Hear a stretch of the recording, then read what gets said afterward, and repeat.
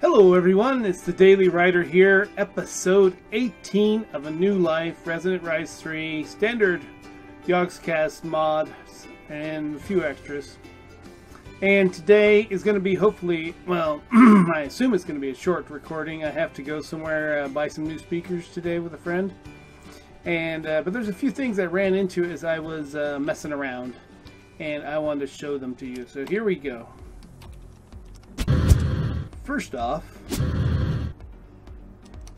this is my new little treehouse. This is a rope suspension bridge, rope ladder, whatever you want to call it, from DecoCraft. You build them in two separate sections and attach them here.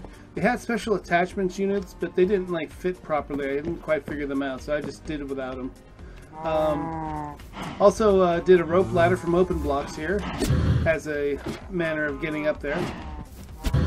Over here I have basically vine access as well. These are oak leaves, but they're not really oak leaves. These are painted, what do you call those? Painted things from Ender.io. So these are all painted. These are mostly all painted half slabs. So it just looks like leaves, but they're actually wood. And of course you got the glass here. So up above here is a screen from Chisel to make it glass look like screen, which I kind of like. This way you can still see outside, but it just, I don't know, this looks good. So it keeps basically just for keeping the rain off. Now you'll hear zombies up here. They're hiding in the tree. But that's kind of weird to me because I have a magnum torch and that's supposed to stop them from spawning. So could be that they're so high in the tree that they're past the level of the magnum torch, which only goes a little ways up. It goes 64 sideways, but only a little ways up and down. So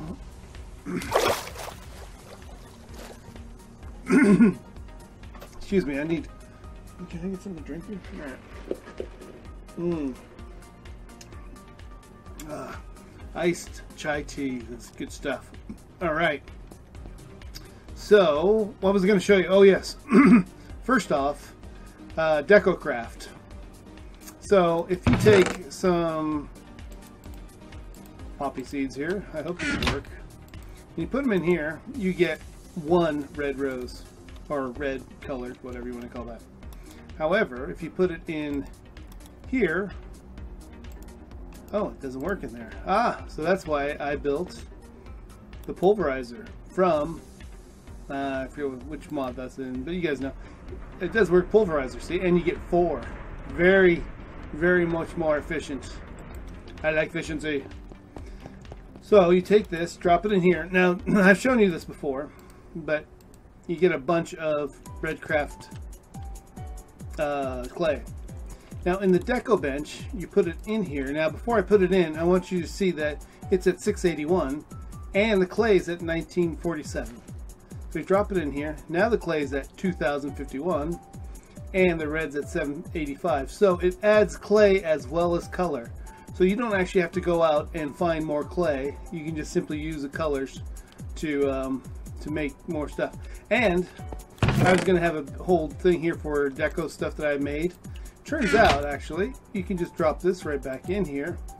And 785, we drop it in there. 788. So it dropped in the colors again, as well as the clay. So it's a recycling system. So you don't actually have to save anything in a chest. You just recycle it all if you don't want it, and make it again whenever you do need it. So that is awesome. Love DecoCraft. And also I made up, I don't know if you saw it, but up in the treehouse there is a bed made from DecoBench and DecoCraft, and it does work. So you can make a bed that way if you can't find any sheep at the beginning of the game, but you can find some colors, flowers. Then you can just make with sand and this the whole bit, and there you go. You got a bed without having to make wool. So that's kind of handy. So that's number 1. Little tidbits there. Number 2, those magnum torches that had to be made with the QED system, which required these Ender Flux crystals a bit of a, not too expensive, I guess, to make, but I put in the recipe and it did not work. It did not work. It did not work. I couldn't get it to work. Until I finally looked online and I found out somebody mentioned, well, did you make the potions, because it requires potion of healing and a potion of regeneration, did you make the potions yourself or did you find them? Well, I found some potions of healing, that's what I was using. And as soon as I made it myself, then the recipe worked. For some reason with the QED system, if it requires potions, make sure that you make it yourself, otherwise you're just going to bang your head against the wall. That's pretty big. So here we got our basic capacitor bank. If you shift right click, if you shift right click with a super pick in your hand, you'll simply teleport. So we won't have that in our hand. Let's try something blank. Okay, so shift right click. You can change this. This is basically an output reading of how much energy is being used. I built this power monitor. In fact, I made another episode 18. It turned out I forgot my microphone was off. So I'm just redoing, this is episode 18, take 2. So anyway, here's power monitor I built in that episode. And behind here is a insulated redstone conduit. And that's also from Ender.io. This is also Ender.io. Shows you how much you're using. But the reason I built it is for the engine control, which I had to enable. I left this at 75, which they wasn't recommended, just as default, and 99%. That means that when this unit, this power reactor, completely empties, and then this one drops down to about 6 million, it will send out a signal, which will then kick up this to full power. And if it's not at full power, it's at 1%. And that is controlled inside of here. So there's two choices. You can do on-off, which is what I did at first. But that means you have to leave the reactor at whatever setting you had. I figured it's actually better to use this, which is change control rod insertion. So while off, I have it at 99% inserted, which means only 1% is being available for creating energy. And then basically when it gets switched on, it goes full 100% full power. And the reason I did that was these conduits handle 5,000 RF, but my reactor makes 8,000, a little over 8,000 RF at full power, which means that 3,000 RF will then refill this energy buffer. Because as soon as this gets to 99%, it's going to switch it off again. So I figure that way I get this energy buffer mostly refilled again, and that would work out the best. So that works for me. That's kind of cool. So now you may want to skip ahead, switch off or something, because I'm going to show you something in the game that is completely broken. Yes, completely broken. And it has to do with the thermal recycler. And you just think, okay, this thing breaks things down. Well, if you drop in skeleton heads or zombie heads, this is what happens. It makes leather, which is kind of cool. It makes scrap. That's kind of cool. And it also makes, don't call me a liar here, come on, show it. Oh, it makes pulverized iron. It makes all sorts of weird stuff from heads. Oh, come on. There it is. A wither skeleton skull. There, I got 3 of them now. There you go. There you go. That's what I wanted to show you. So out of all my zombie and skeleton heads, which is almost 2 stacks worth, I have gotten out of 2 stacks worth 22 wither skeleton heads. Now, what's significant about that is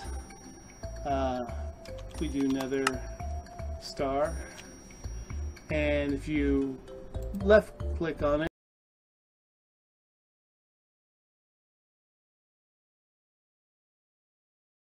you how to make them, and there it is. 3 wither skeletons, soul sand, which is dirt cheap, bow, which I have a ton of, and diamond sword, which costs basically 2 diamonds to make. So it basically costs 2 diamonds and 3 skulls. You get a nether star. I mean, that's just redonkulous, which means now, oops, yeah, I put it in here, didn't I? Now I get 7. I can make 7 nether stars with this with these skulls, or I can make the boss and fight the big boss. Now another thing I thought you might find of interest, this is from Extra Utilities as well, filing cabinet. You can dump in 1 item, and you can dump in as many as you want. Well, not as many, quite, I forget how many, it's 200 some I think it is or something, of the same thing. So even if it has enchantments, if it has some are worn out or some are not worn out, they all will just nicely dump in there, and it's just a nice simple way of storing lots of weird stuff that would normally fill up your inventory. So what else? Oh yeah, I just got this enchanted book, was fished out. It's pretty powerful, pretty cool.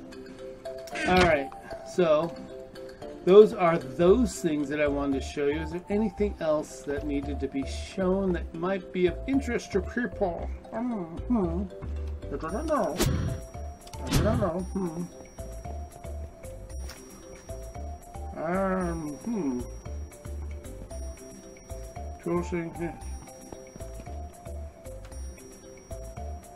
Oh, I've got my bow kind of where I want it, I think. It's power 5, infinite one, so basically never runs out of arrows. It gets recharged off my armor, so never runs out of power. Extra XP, looting 2 only. I haven't been able to get that extra looting on there yet. And Unbreaking 3, which just reduces the amount of energy needed to run this thing, which is now at 320 when it's powered up. And before, without the Unbreaking, it was 300 when it wasn't powered, or 800 when it was powered up. So it's 500, almost 500 less power per shot, which is probably worth the Unbreaking 3. And Punch 2, which I'm also kind of like waffling on. It's nice to knock them back, but it really knocks back the experience everywhere. It makes it hard to pick up the experience. And as you can see, the Magnum Torch seems to be doing a pretty good job keeping the monsters from forming out here. There's a lot of, as you can see, brightened areas here. This is basically with either, I use either Enlightened Glass, which is glass that has glowstone in it, which lights up things. Or I use glowstone and put it in the painting machine and made like leaves, so that you can stick it in the trees and it looks just like a leaf. But so one of these up here is not a leaf, it's actually glowstone. So that's kind of cool. It makes the things look natural, but also very pretty lit up. And I wanted to show you my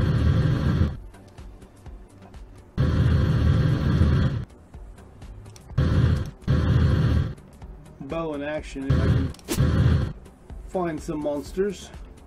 Come here, monsters! Monsters! Oh. Always good to get a few.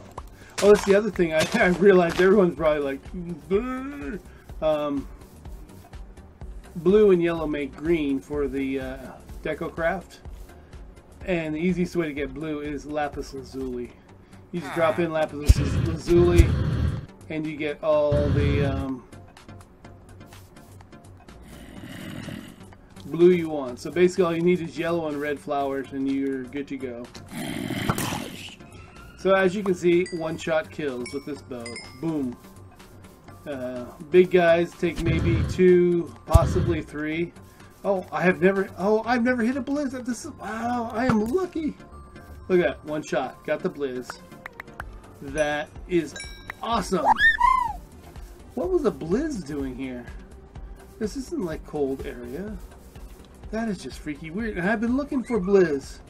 I need blizz rods. I was going to try to see if by putting cryotheum in the nuclear power system, if that would improve its capabilities.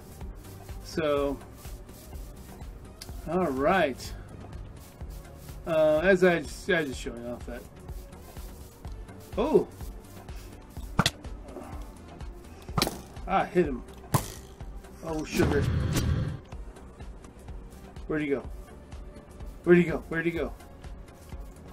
Did he fall down here? He is. Oh, this will make. Oh, crap! Don't let him get you, boss. All right. Bye bye.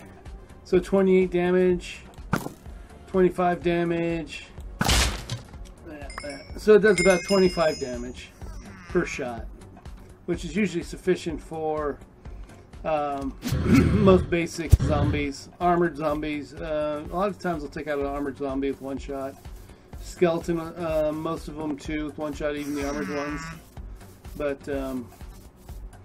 those guys and the shaman take at least 3 shots. And of course you can always do fishing with a bow. I really shouldn't be bothering with this. But on the other hand, it's not like I can never wear out the bow, so there's no damage to the bow. I can just basically have infinite shots with the bow, and I'm slowly gathering more and more arrows because as you kill skeletons, oh, I had no idea this was here. Oh, hello. Oh, talk about your infinite supply of zombies and monsters. Oh.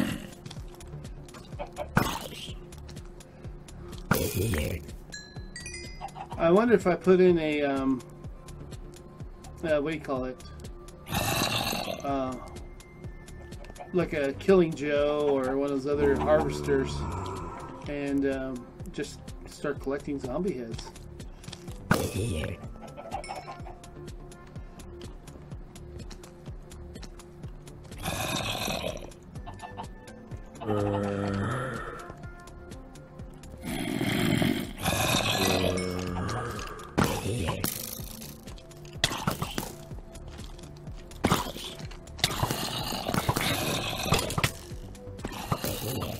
Oh, it's getting a little exciting here, isn't it?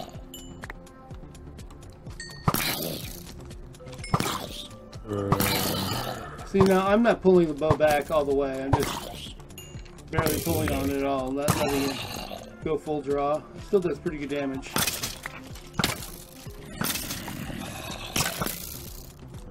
And of course, you still get the knockback, which is useful. Oh, this is kind of fun.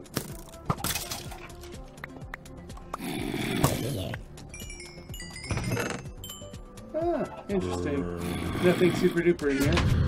I'll leave it in there for the moment. Alright, so,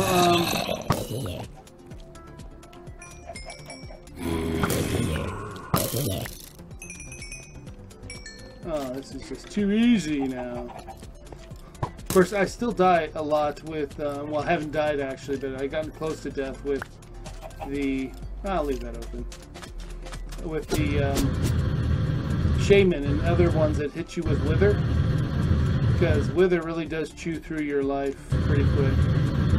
And poison, like from poison from the witches. So, luckily, I have a moonstone, white stone that's charged now. That should give me extra life if I almost die. I also have Last Stand 2 on my dark leggings, which should allow me to use my levels as health if I get hit too hard. So between those two, I'm hoping I won't accidentally die and be able to survive long enough to escape whatever situation I'm in when that happens. Well, after all those kills, I only got 1 skull, so that's kind of a bummer. I may have to use the other sword, the beheading sword, or find that enchantment for beheading. That'd be nice too. I suppose if you had the Ender Sword with beheading on it with luck, that would be the best for getting heads, my guess. I'm just guessing here though. I don't know.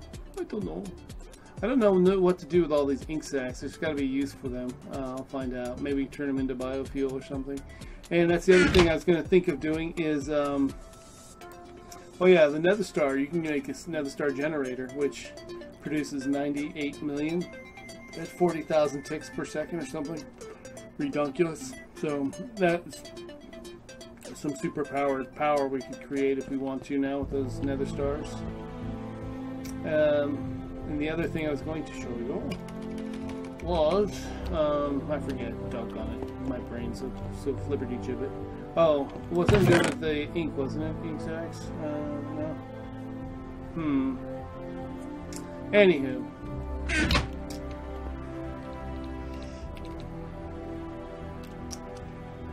This has been a short, hopefully somewhat fun episode that shows some of the interesting little stuff that most people seem to skip over, which is the power control, DecoCraft tweaks and abilities, and the broken systems of Wither Skulls. So, until next time, this is the Daily Writer signing off, wishing you happy health and good times.